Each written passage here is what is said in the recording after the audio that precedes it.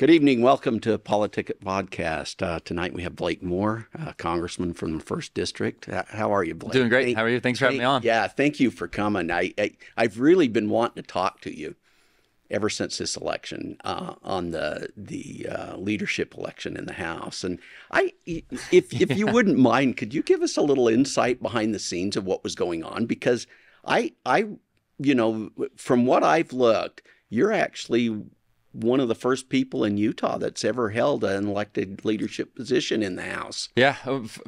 First, though, I will admit that many have come before me that have been very influential and successful back in Washington. We've had several committee chairs. And you think about, Senator Orrin Hatch and he was Speaker pro temp. And so we've had people of influence and some meaty folks back there. Right before I took this role, Rob Bishop was the chairman of the Natural Resources Committee, and so we've had that. Right. But this lane into elected leadership within the conference is new to Utah, and part of my drive to run for this race, back in 2020, was a large part because I recognized, and others did, that are encouraging me to do this. Like, we need younger folks back there. And when you're younger and you have a little bit of time ahead of you, like, you become a different force back there, right? And it's like, oh, leadership's got to reckon with you. You could be here for a minute. You're not just gonna, be here 2 terms and then switch the seat and all that kind of stuff. Like, there's a chance to do it. Last person to, Paul Ryan was very young when he went back there and got all sorts of opportunities. For me, I saw that as as something that I wanted to do and be there a presence, because we've always had, like, in the 1st District's had that, and that's good for Hill Air Force Base. Yeah, that's good for the equities that are so important to this. Well, I know there were some people concerned when you left Armed Forces and went to the Ways and Means. I mean, and I don't think people recognize the importance of that committee, but. The easy thing for me to have done was to just kind of stay right there where it was a comfortable spot. But sometimes comfort is the enemy of advancement and progress. And I saw, like, okay, Ways and Means, you do not turn down an opportunity to be on Ways and Means. In fact, one of our biggest issues with our defense in general is the fact that the debt is squeezing out our opportunity to truly support our defense community. Even though we have a large defense bill, it's the smallest percentage of GDP that we've spent on defense in our lifetimes. Yeah, now interest on the debt is past that. Yeah, it's not there yet. Interest on the debt is going there, and is getting there within the next 5 years. But it's really scary to me. And so Ways and Means is where we actually solve all of our debt issues. If we truly want to be adults back in Washington and solve our debt issues, we have to deal with the products on Ways and Means, and then that'll have a trickle down effect on all the other things that are so important, and particularly like Hill Air Force Base and things like that. So anyway, the inside, a little bit of the inside. Okay.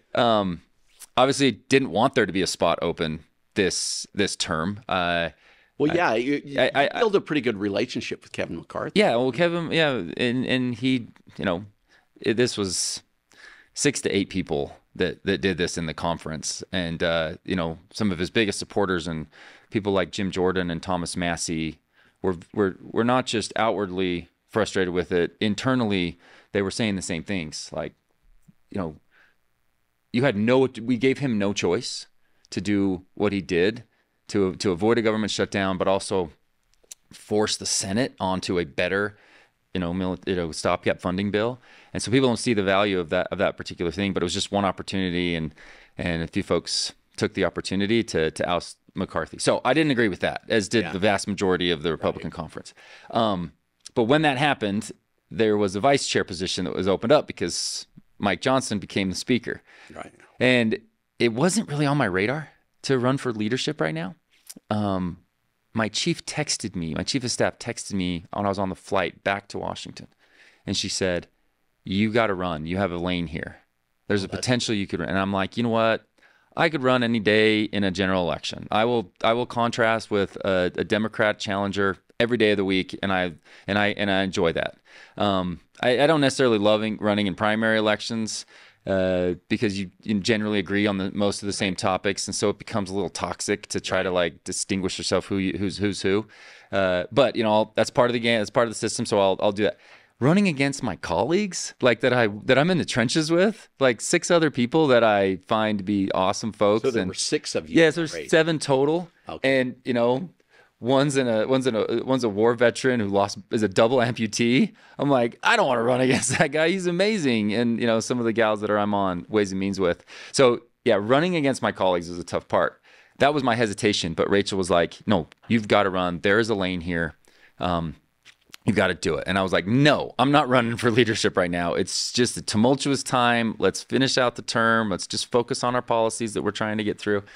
And then eventually an all caps text came through from her that I knew she meant business. And so the deadline was like 5 p.m. and I landed at 4 o'clock. And so I called Elise Stefanik and let her know that I was going to put my hat in the ring before the deadline for the vice chair race. We spent a week just sharing my message with my colleagues, kept it always positive. I try to communicate a positive, optimistic message that's... So what was that message? Yeah, well, so, the key part of it was, it goes back to why I originally ran and the 3 things I talked about when I first ran for Congress. One, this was, early 2020. Right. So COVID hadn't hit. I remember. The border issue wasn't an issue at that time. The world was a little different then. The economy was just humming along. But I ran on the concept of economy humming along, but we've got a debt issue. And if we don't deal with it, we're in big world of calamity that it's pending. So my piece when I ran was be a part of reversing Washington's debt culture, supporting Hill Air Force Base and our defense, and then being an optimistic conservative voice for the next generation. Like that was something that mattered a lot to me because I was kind of seeing, just this inability to find somebody that the younger folks could grab onto, and that was what I cared about. I made that last part of the reason that I was going to run for vice chair. I was doing as much as you possibly can on the debt thing, right? Serving on Ways and Means and working through spending cuts that we're doing right now. The defense work we do it so much on armed services, off armed services. You're part of it regardless. And I just wanted to create that optimistic message because I talked about winning the future. Right? Winning the future is laying that groundwork of how conservative principles have enabled our nation to become the leader that it is. And if we abandon that, and don't recognize where that comes from and try to make sure we're reaching out to people to grow the party like we have to do it. So that message was well received by the conference and I gave it and we spent about 5 or 6 days just calling everybody, and then you have a forum that you go back and forth, and again you're with your colleagues, so it's not an easy thing, and then you go through a voting process and we came out ahead. Well, we're going to take a break. I want to come back to this discussion, though. Yep. Okay. Awesome. All right. Previously on PoliticIt. Now 1st and 3rd, 2 outs, and a swing by Blake Moore out to center. That's going to get over the head of Aldred. That's going to clear the bases as Blake Moore rounding first. He's going to head for 3rd. Ball at the warning track. Aldred retreats to pick it up. And Moore around 3rd. He's going to try for home. Here comes the throw to the plate. Not in time. Moore scores standing up with an inside the park home run as he climbs the fence behind home plate and clears the bases. A 3-run home run by Blake Moore in the first pitch, giving the Republicans the lead, 4-3. Unbelievable. Not wasting any time up there.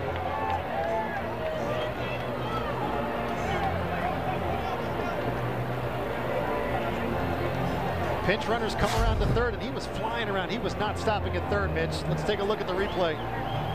As Moore with the first pitch swinging. He takes a peek as he rounds 2nd. Going for 3rd. He goes right through being waved home. He wasn't stopping. Takes a peek back. He's going to go for it. He was going for Welcome it. Back to PoliticIt. We're talking here with Congressman Blake Moore from the 1st Congressional District.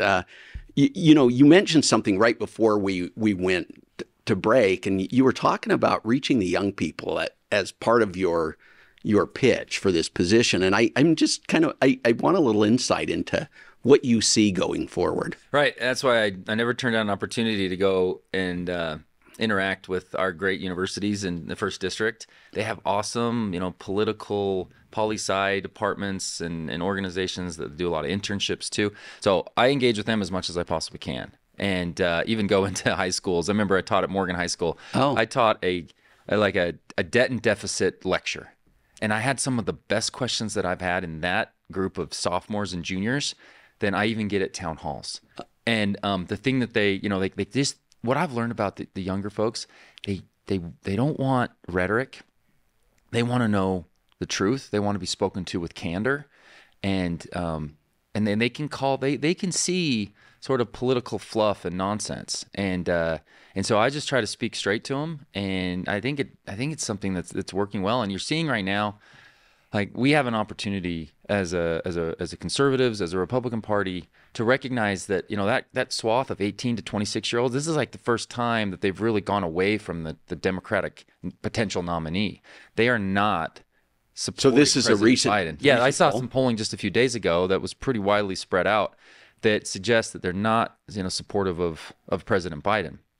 And I feel like we have an opportunity to not just win on poor performance of President Biden. It's a very low approval rating, and probably a big part of why we're, that Democrats that Republicans are doing well. Trump is winning in a potential head-to-head in a lot of these swing states where he lost last time. Like, but we can't be the party that wins when they do poorly. Right. We've got to be that Reagan mentality that goes out and can win over the hearts and minds of people. Well, I was going to say something about that because Ronald Reagan was president when I was in college. I was born in 1980, so yeah. I'm sort of a Reagan baby. Yeah. So, when I was in college, I mean, I was co-chair of our college Republicans here at Weber State, and at that time we had hundreds of students that would show up to meetings. Yeah. Right. And I doubt you could it draw very many today. It definitely concerns me, and so I want to make sure we're communicating the reality of what got us here and what we can do going forward, because they're going to be paying into Social Security, and in 10 years Social Security goes insolvent. The trust fund goes insolvent. That's an immediate 24% cut to every single beneficiary. And if we don't act now in the next 5 years to truly sustain and actually adjust this program the way that it would need to be, like, it's going to be a loser for everybody. And the younger folks are like, I'm going to be paying into something that's so poorly predicted. They want to fix that, and that goes with Medicare and Social Security and all those particular programs. So do you think young people understand these issues then, or they understand more so? They understand more so inflation. They understand cost of living and home prices, and they're recognizing, my goodness, if I don't have wage growth to be able to own a property, and I end up stuck in renting for the next 30 years, that's a fundamental different thing than the generation before me did. Couple that with the fact that we don't have any confidence of Social Security really, being a sustainable program going forward, and they don't have that equity in a home. Like, we're in a really dangerous spot, and the younger folks are recognizing that their future looks very different than their parents' future, and particularly their grandparents, with respect to the American dream. And we have to get to our core principles of what drives wage growth, participation rate, making sure we have folks in the workforce. Inflation just has been decimating people's paychecks. Right.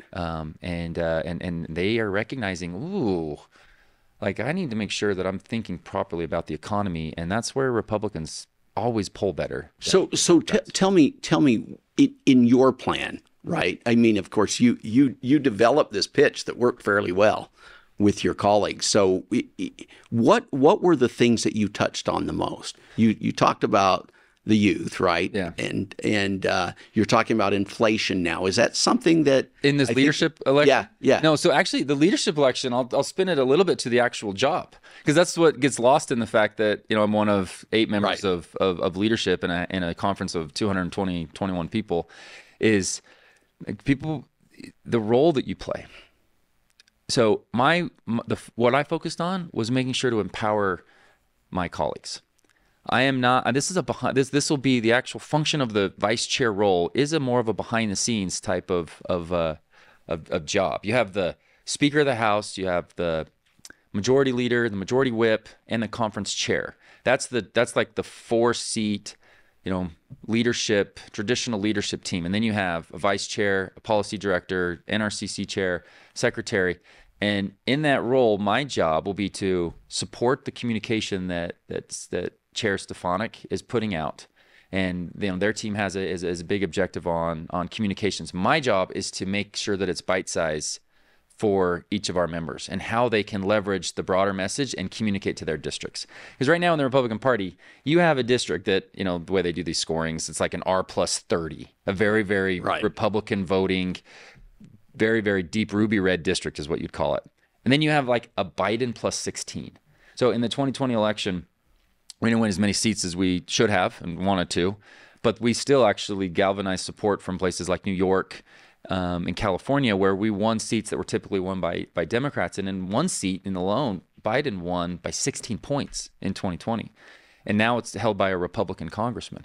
So his message is still conservative, but it's a different message than somebody that's in like a Tennessee really deep conservative district, right? Right. And so the members liked that I was going to be thoughtful with them on how to make it their own and use all the tools that we have. So there's that side of it. And I was just able to lay out a plan on how we want to help members do that, professionally develop their teams and all that kind of stuff. So that's sort of the day-to-day, the logistics. Plus you sit on as a steering member. So there's a group of 30 or 35 that meet from across the country and throughout leadership that decide on who goes on to what committees next and everything like that. And so that'll be a really influential thing. And then meeting with Elk. So, people were just generally saying like, look, I trust Blake. I've worked with him a lot. He works hard. He's obviously passionate about, doing this, and he's somebody that I, would like in that seat. And I think ultimately, when it comes down to it, your willingness to work hard really is something that, if I'm hiring a potential staff member or anything, like work ethic still matters out there. And that's, if people feel that way about me, they're not going to agree with me every single time on every single thing. But if they know I'm working hard and putting my priorities in the right spot, then I think people will trust you. Well, that's cool. So does this mean you have additional staff? Do you get any other? I get a little bit extra. I get an FTE for one more person on the comm side. We run a pretty lean team. But we're going to bulk up a little bit on the comm side because that's where we focus. So I run all the special orders. So like after votes on a Wednesday and a Thursday, potentially, we have time slotted that we're allowed to go down to the House floor and share a message, talk about certain bills, just communicate certain things. And I will be in charge of doing that now. And so we'll have a little bit of help on the comm side. And now the first district of Utah has a little hideaway, they call it, in the Capitol building. So it's in the basement. It's not the most glamorous office yet, but we're gonna make it cool. But yeah, when Elizabeth was an intern there, she actually took us to some of those offices. And but being close is important, right? Yeah, well, it's fun. And it's a fun thing. You can host people, and those are some of the neat things you get to do. And I also made a point to leadership. As I was elected into this, and I said, hey, I'm going to continue with all the things we ran on, but there's something I really want to help our conference do, and that's to be able to find a way to come together. Because when we lead as a majority, right, even if we have a 3 to 4 seat majority, we put a bill on the floor that said, hey, we're going to end the COVID emergency. So we noticed that bill on Tuesday, and we're going to vote on it on Thursday. Well, guess what happened Wednesday? President Biden recognized, like, oh, there's Democrat support for this. Oh. He announced on Wednesday that he was going to end the COVID emergency. Oh, okay.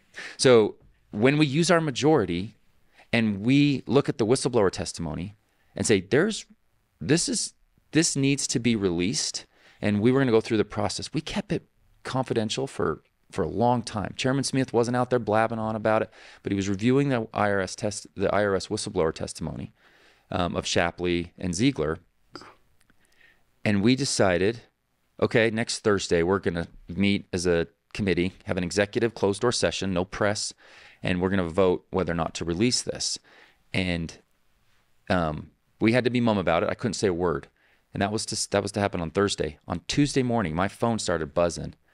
And Hunter Biden enters into a plea deal. Hunter Biden enters into a plea deal. Every news, I called our counsel for committee, and I'm like, did you know about this? Like, I'm still mum, or everybody's still quiet, but I mean, we're going to release this on Tuesday. Everything about these cases, about what these whistleblowers are saying, and on Thursday, and on Tuesday, that's when the deal happened.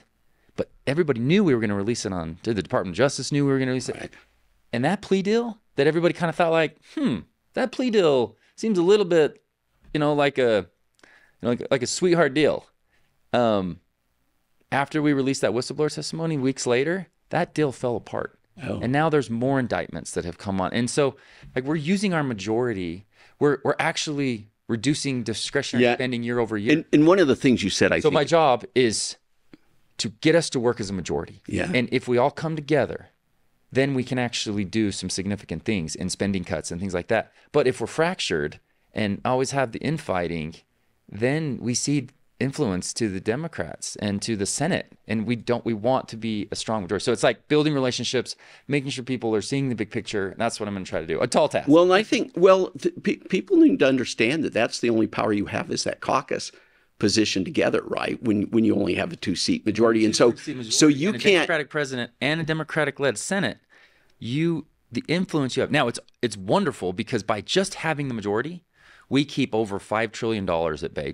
President Biden showed that as soon as he had the White House, House, and Senate, he was willing to give in to his left flank and put up. I mean, he would have never done this as a senator. He would have never proposed $5 trillion. That wouldn't have been his plan. It wasn't his track record as a senator. He becomes president, and they have the White House, House, and Senate. You can pass any bill with bypassing the filibuster, and so they immediately put up a ARPA, a $2 trillion bill with no offset spending. And then, months later, we had the most historic inflation we've ever had. And then you had Inflation Reduction Act. I mean, you have $5 trillion that just by us being the majority, we keep at bay. And so we have wins where we can get them. We reduce spending and discretionary. That's the only thing we have influence over to do now. And we set ourselves up to address the big issues of more of the mandatory spending. Well, and one of the things I was going to say is those Biden plus 5 districts that are Republican, you're not going to want to always hang those people out to dry. You hang them out to dry, we lose our majority, and we can't do the things that we've accomplished. And if it's not good enough for some, because it hasn't solved every single problem, like we got to work towards that. Right. But if we hang them out to dry, we lose a majority, and we're back to where we were in 2021. With the most historic spending we've ever had in government, with the highest inflation in 40 years. And I am motivated to keep that at bay. Any last words for our audience? I mean, we're about out of time. It's funny you're like, wow, you're in leadership. That's so awesome. Great. And I'm like, ever since I got into this role, like just like, I'm glad that Utah needs to hit above its weight back in Washington. And if you look at the metrics down the line, not just unemployment, not just in economic growth, but the way that we handle and manage our welfare programs. I mean, I've brought in experts from our state to come and talk to the Work and Welfare Program on the Ways and Means Committee about how we do it so effectively. And we use taxpayer dollars so judiciously, and we're effective and we're smart. And Utah needs to hit above its weight.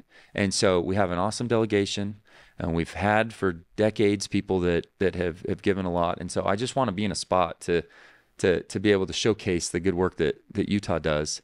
And that's that's not a glamorous, oh, congratulations, Blake, you're in leadership now. It's like, no, it's a cool thing for Utah. Yeah. And I'm excited about, getting a chance to serve in that capacity. Good for you. Congratulations, Congressman. Right. It's great to be able to talk to you again. Love it. Thank you so much. We'll see you guys next week.